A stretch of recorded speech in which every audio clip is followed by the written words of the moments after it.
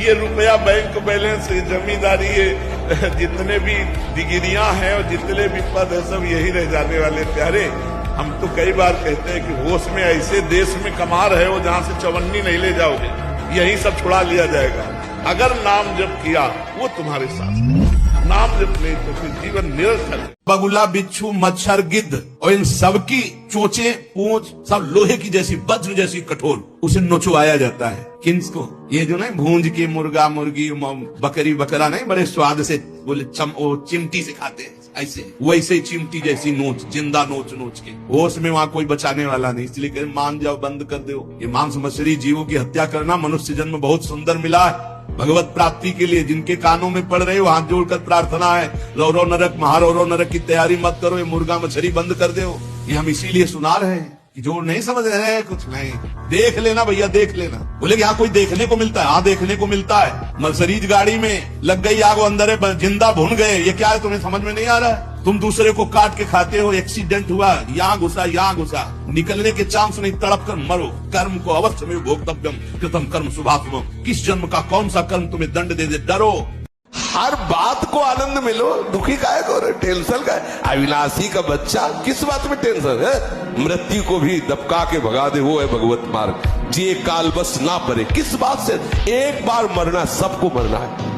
आप स्वस्थ हो, अभी 5 मिनट में एक्सीडेंट हो, मां चटनी हो जाओगे। कभी भी कोई भी कहीं भी हो सकता है। क्या रो रो के मरना? एक बार मरना है ना, स्वीकार कर लिया, वो एक ही बार होगा ना, जब होगा तब देख लिया जाए। आज तो मस्ती से रो, आनंद से रो, प्यारी जू का गुणगान करो, चौड़ी छाती करके चलो, राधा वल्लभ सी हरिवन। क्या करेगा ब्लड प्रेशर? इस क्रिया के द्वारा सबसे पहला धक्का हृदय पर लगता है। इसका धक्का बार बार लगने से यक्षमा, हृदय रोग और स्मृति का नाश ये शुरू हो जाते हैं। यही रोग हुआ था विचित्र वीर को। 2 पत्नियों के संयोग में बावरे हो गए, समझ नहीं पाए सिद्धांत को। भयानक हृदय रोग, हृदय का कमजोर हो जाना, जरा सी बात में घबराहट पैदा होना, डर जाना, उत्साहहीन हो जाना। है क्या बात है, एकदम कोई बात नहीं, बेमतलब कल्पना में पर ये आपके ब्रह्मचर्य नाश का लक्षण है। लोग ऐसे थोड़ी उठते थे शुरुआत में कि भाई सर्दी का समय तो रजाई उड़ के भजन नहीं। पहला काम घड़ी में हमारा राइट टाइम हुआ, सब हटा दिया, नीचे उतरे, वज्रासन में बैठे, जल पिया, शौच स्नान, अपनी दिनचर्या में दंड बैठक मारी, अपनी दिनचर्या में। साधु का मतलब क्या, फौज का जैसे आदमी नहीं, ऐसे भगवत पार्षद होता है कोई, ऐसे थोड़ी जो मरा मुरा लंजू पुंजू, ऐसे वो तो शरीर रोग ग्रसित हो जाते हैं, प्रारब्ध अनुसार वो बातें अलग होती है। सूरवीरों का कार्य है। क्योंकि जो ही तुम्हारा मृत्यु का समय आएगा, हर सरकारी सुविधा छीन ली जाएगी, तुम्हारा शरीर छीन लिया जाएगा, शरीर संबंधी छीन लिए जाएंगे, जितनी धन संपत्ति, यश, नाम सब हटा दिया जाएगा। अब बचे आप अकेले। कहां गए? सरकार के सामने। जिस काम के लिए भेजा गया था गए, वो काम किया नहीं। अब आपके पास कुछ है नहीं, क्योंकि सब सरकारी छीन गया। अब चलो सजा के अधिकारी तुम, सजा भोगो, क्योंकि जिस काम के लिए गए थे वो तुमने काम बिल्कुल ठीक समझो। ऐसे ही हमें भगवान ने भेजा है, हर सुविधा हमें मिली है भगवत आराधना के लिए, भजन के लिए। प्रहलाद जी कह रहे हैं, इस मनुष्य जन्म में भगवान श्री हरि की शरण ले लेना ही परम कर्तव्य है। यदि आपने अभी तक गलतियां की और आपको भय लग रहा है, बचना चाहते हो, तो जैसे मुकदमा में साबित हो गया कि तुम सजा के योग्य हो, फांसी की सजा दी गई, तो आप एक उपाय है, राष्ट्रपति से अपील करो, वो माफ कर सकता है। तो भगवान हमारे राष्ट्रपति हैं, राष्ट्रपिता हैं, हम बच्चे, हमसे गलती हो गई, हम अपील करें, अब लो नशानी, अब ना सही हो, तो कह रहे हम तो आम सर पापे मोक्षयिष्यामि मा शुचा, जा मैं तुझे सारे पापों से मुक्त कर देता हूँ। वो नरक कभी नहीं जाएगा, महापापी रहा है लेकिन भगवान धाम जाएगा। तो सबसे पहली बात है, हम जब कहते हैं तो कोई समझ नहीं रहा, ब्रह्मचर्य की रक्षा की है। ब्रह्मचर्य बहुत बड़ा अमृत तत्व है। ये मूर्खता के कारण लोग इसे ध्यान नहीं देते हैं। एक ने तो कहा कि संसार में भी यही सुख है, तुम भी उसमें भी कह रहे हो कि ऐसा। हम भाई तुम्हें सुखी करने के लिए कह रहे, दुखी करने के लिए तो नहीं कह रहे ना। हम तुम्हारे दुश्मन नहीं है, तुम्हारे मित्र हैं। तुम्हारा मन तुम्हें गलत रास्ता दे सकता है, लेकिन हम तुम्हें गलत रास्ता नहीं दे रहे। और सहना सीखो, गर्मी, सर्दी, बरसात, भूख, प्यास, काम, क्रोध, लोभ, मोह, मद मत्सर, जो सहन कर गया वो महात्मा हो गया, जो टूट गया वो भी सही हो गया। यही खेल चल रहा है। जो सह गया, व्यथित नहीं हुआ, मन की पीड़ा से हारा नहीं, सुख दुख में समान भाव रखा, वो अव्यय पद का अधिकारी, परम पद का अधिकारी हो जाता है। ऐसा कहने वालों की बिल्कुल बात मत सुनो, उन्हें कहने दो, वो क्या जाने। नाम में अपार सामर्थ्य है, जिसकी जिह्वा में नाम स्मरण चल रहा है तो मन लगे ना लगे उसको फल अवश्य मिलेगा। ये बात इसलिए भगवत प्राप्त महापुरुषों के वचनों को समझना चाहिए। एक बार जिसे हमारी स्वामिनी ने स्वीकार कर लिया, कभी उसका पतन नहीं हुआ, कभी उसका नाश नहीं हुआ, कभी उसको छोड़ा नहीं। महिमा क्या सुनी? नहीं, हम तो ऐसे, तुम अपने अंतःकरण को लेकर बात करते हो, श्री जी को लेकर बात करो।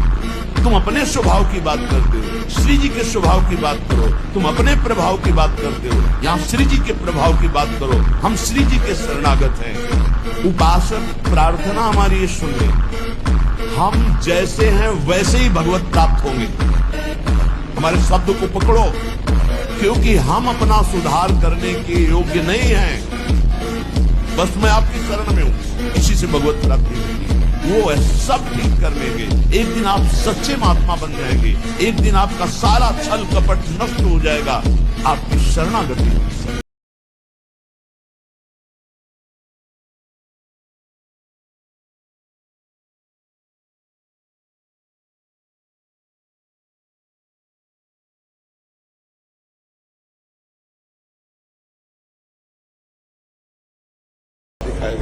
कल एकांतिक में के हमारे माता पिता हमारे सामने गंदे आचरण करते, मतलब माँ अन्य पुरुष से और पिता अन्य स्त्री से। अब हमारा क्या कर्तव्य है? अब बोलो, बच्चा जवान प्रश्न ऐसा कर रहा है, अब क्या उत्तर दे? क्या उत्तर दे? कैसे हमारा समाज सुव्यवस्थित रहे? छोटी छोटी बच्चियों के साथ लोग गंदे आचरण कर रहे हैं, पशु की तरह हिंसा कर रहे हैं, बच्चियों की आग में जला दिया। ऐसे ये क्या बुद्धि हो रही है? ये समाज की बुद्धि तभी सुधरेगी जब अध्यात्म जाए, इनकी खोपड़ी में धर्म घुसे, तब उनकी समझ में आएगा। अब तो राक्षस बन रहे हैं। एक अधिकारी यहाँ करके बोला था, हम कहा अरे वीडियो चल रहा है, तुम क्या बोल रहे हो? बोले 3 बार सस्पेंड हो चुका हूँ, बोलते बहुत नौकरी से निकाल दिया जाऊंगा, मुझे इसकी कोई परवाह नहीं है। बोले अब मैं अधर्म नहीं कर सकता, जब से आपका प्रवचन सुना हो, बोले मैं अब अधर्म नहीं कर सकता। तो अब जैसे गांव भाषा में उसे घूस कहते हैं, कोई घूस दे करके हमसे गलत करवा ले, ऐसा नहीं हो सकता। देखो, बहुत धैर्य से समझना है। ब्रह्मा ने हर खोपड़ी बनाई ना, तो ब्रह्मा की खोपड़ी जिसने बनाई, ब्रह्मा की खोपड़ी भी जहां काम नहीं करती है, तो हमारी खोपड़ी क्या काम करेगी? हम सब तो ब्रह्मा के बनाए हुए हैं, और ब्रह्मा को उन्होंने बनाया है। तो जहां ब्रह्मा हाथ जोड़ करके थर थर कांपते हैं जिनके आगे, और कहते मेरी बुद्धि आप तक नहीं पहुंच सकती, तो हमारी बुद्धि कितनी पहुंच सकती है? ब्रह्मा जी की पुत्री तो सरस्वती जी हैं। स्वयं सरस्वती जी समुद्र को स्याही बना ले, वृक्षों को कलम बना ले, और अनंत रूपों में भूमि को कागज बनाकर अनंत काल तक लिखें, तो भी उस परमात्मा की महिमा का अंत नहीं पा सकते। अब आप विचार करो, हमारी तुम्हारी खोपड़ी कितने की पार पा जाएगी तर्क से उस परमात्मा को। शास्त्र में मोबाइल भी तो नहीं लिखा, उसमें तो लिखा है कि ऐसे परस्पर बैठ के चर्चा, बट आज आधुनिक युग होने के कारण कितना सहयोग मिल रहा है। देखो, हमको ये देखना है कि हमारी समाज का परिवर्तन कैसे होना है। युग धर्म है, कलयुग का प्रभाव। लाखों लोग जो आज उत्साहित होकर नाम जप में लगे हैं काउंटर के द्वारा, लाखों का भजन बंद। अब वो माला लेके तो जपेंगे नहीं, क्योंकि समाज प्रिय से, मतलब जैसे आधुनिकता में तो उनकी वो भी गया जो जपते थे, और परमार्थ भी गया। बिल्कुल तुम हमारी बात मान लो, खूब काउंटर से धुआंधार नाम जप करो, भगवान इससे प्रसन्न होंगे। हाँ, हम कह रहे हैं ना, अच्छा हम हृदय से कह रहे हैं।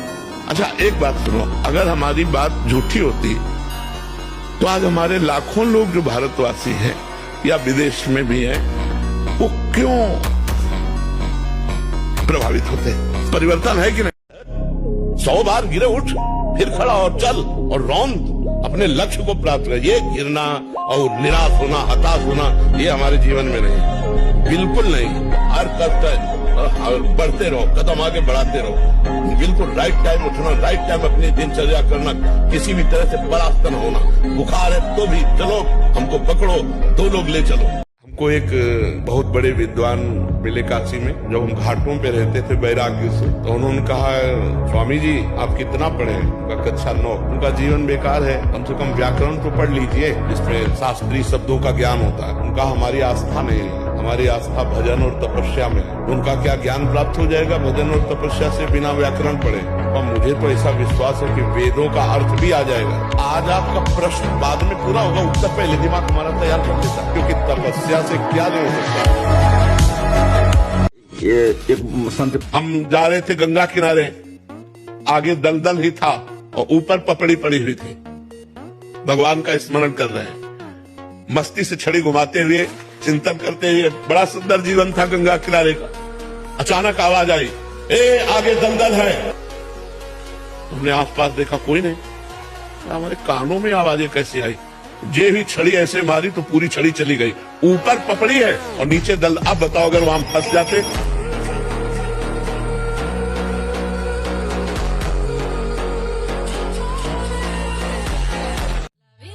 स्वार्थ है, पाखंड इसी का दुरुपयोग कर देता है। इसे सच्चा संत नहीं ना, तो बात तो यही है। अब इसी बात को यूज कर लिया तो बोले गुरुदेव मैं आपके चरणों में समर्पित हूं। कोई भी, अब हम उस पदवी का आदर नहीं कर पाए जो पदवी सामने से मिली, और हम इन वचनों को सुना के सर्वस्व समर्पित हो, तन मन प्राण समर्पित। और समर्पण का मतलब ना उनको पता है ना उनको पता है। अब दोनों गलत कर बैठे तो दोनों नरक में है। दोनों को नरक मिले, गुरु और शिष्य दोनों। सो गुरु घोर नरक मां पड़े। कि आप यहाँ विराजमान है इस स्थिति में, आपकी जीव आत्मा इसी शरीर में है और आपका स्वरूप प्रकाश में लीन हो गया। ये क्या लीला है? अब महाराज जी सही बतावें आपको, आपसे कुछ छुपाव नहीं। इस खोखे के अंदर अब वही विराजमान है, अब जीव नहीं विराजमान है। गुरुवार के दिन किसी भी स्थिति में बाल नहीं कटाना। एकादशी के दिन किसी भी स्थिति में तुलसी जी को नहीं छूना, क्योंकि ये ब्रह्म ऋषियों के द्वारा बनाई हुई मर्यादा है। बुधवार को और शुक्रवार को आप बाल कटवा सकते हैं, लेकिन अन्य दिनों में कटवाने से आपके पुण्य क्षय होंगे। ब्रह्म ऋषियों ने जो मर्यादा बना रखी है, अगर हम उससे चलेंगे तो हमें ज्यादा लाभ मिलेगा। और ना मानो केवल बृहस्पतिवार को मत करवा, बिल्कुल निषेध है। नहीं, उससे पुण्य नष्ट होते हैं, आयु नष्ट होती, बुद्धि नष्ट होती। अब अगर आप नहीं मानोगे तो वैसे ही आपके आचरण होते चले जाएंगे, गिरते चले जाओगे। बोले 2 दिन से अरहर की दाल बन रही, आज थोड़ा बदल के कुछ बदल। बस यही बदल की बात को रोकना है। अपने बाबा जी हैं, बदलना नहीं, रोज इसको वही जो ये कहे कि ये पाना है वो देना ही नहीं। क्यों?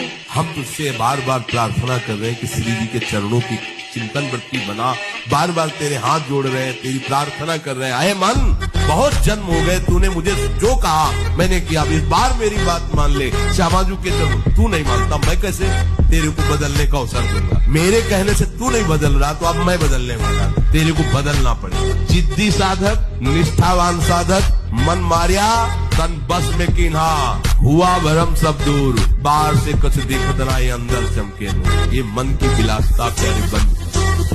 आपका कल्याण हो सकता है अगर एक बात मान ली, आज से तुम राधा जपो, राधा राधा रटो। तुम्हें कुछ ज्ञान नहीं, कोई मतलब नहीं, बस जो कर रहे हो करो, जो कर रहे हो। छोड़ नहीं सकते हो तो पकड़ लो।